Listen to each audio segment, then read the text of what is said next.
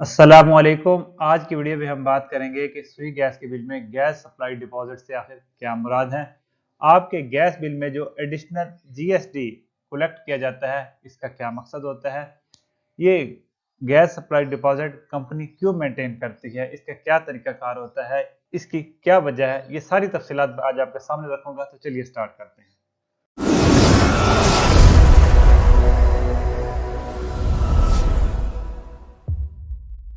तो सर जी, बात यह है कि जिस तरह आप किराए का मकान लेने जाते हैं, वहां पे आपसे मालिक मकान पहले 1 से 2 महीनों का किराया एडवांस ले लेता है सिक्योरिटी के तौर पर, ताकि अगर आप मकान छोड़कर चले जाते हैं या किसी महीने किराया अदा नहीं कर पाते तो वो अपना रकम वहां से पूरी कर ले। बिल्कुल सेम यहाँ पे लागू होता है गैस के बिल में। अब गैस के बिल में ये पिछले पूरे साल का आपने जितने गैस यूनिट इस्तेमाल किए हैं ये वो आ गए, और ये साथ ही आपके पास आ गया आपने पूरा साल कितना गैस का बिल अदा करते रहे। पिछले 12 महीनों का रिकॉर्ड आपके सामने है। तो इन 12 महीनों का जो आपकी गैस की जो अमाउंट बनती है, इनकी आप एवरेज ले लें। अब ये जो भी एवरेज आ गई, उस एवरेज का मतलब ये है कि इतनी अमाउंट का गैस बिल आपका हर महीने आता है।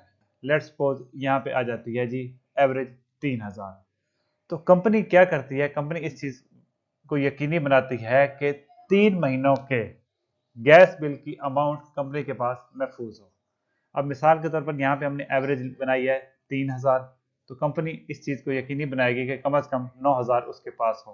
क्योंकि अगर आप किसी महीने गैस का बिल अदा नहीं कर पाते या 2-3 महीने गैस का बिल जब आप अदा नहीं करते तो आपका मीटर कट जाता है। तो अगर आप ये समझते हैं कि हमने मुफ्त में गैस इस्तेमाल कर ली है, कंपनी को नुकसान पहुंचा लिया, तो ऐसा नहीं है। जो आपने पहले ये गैस सप्लाई डिपॉजिट जमा करवाया हुआ है, कंपनी वहां से आपका नुकसान पूरा कर लेगी और खुद को खसारे में नहीं जाने देगी। तो ये गैस सप्लाई डिपॉजिट का मकसद होता है। अगर ये कभी रकम कम हो जाती है तो आपके गैस बिल में ये जो एडिशनल जीएसटी का खाना है, यहाँ पे एक्स्ट्रा चार्जेस डालकर ये रकम पूरी की जाती है। तो आज के लिए इतना ही, मिलते हैं अगली वीडियो में। थैंक यू, अस्सलाम वालेकुम।